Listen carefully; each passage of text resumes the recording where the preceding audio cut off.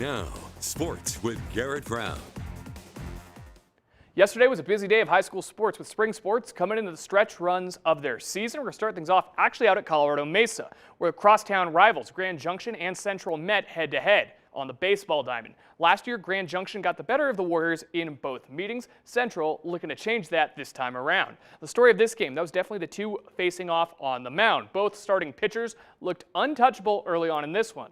Rylan Nostrand for the Central Warriors with the punch-out to get himself out of an inning there, but his counterpart on the mound for Grand Junction, Titus Forsyth, he was going blow for blow, missing all kinds of bats early on. When either team's bats were able to put a ball in play, the defense would usually wind up right there to get the out. Sean Witt with a nice play from shortstop there.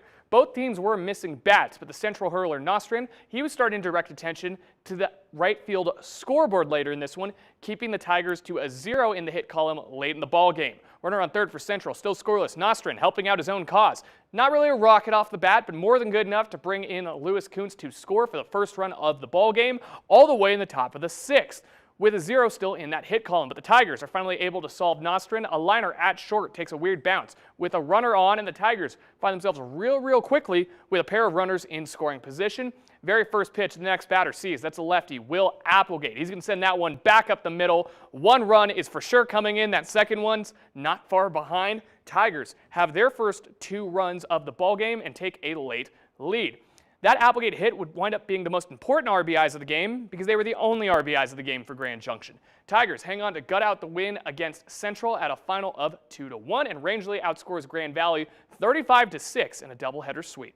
Palisade Bulldogs pitcher Easton Embry, he was able to go to the distance. The Bulldogs got a star performance they needed on the mound out of Embry against the Durango Demons, and he tosses 5 no-hit innings before this game was called via the run rule. Bulldogs now winners of 5 straight.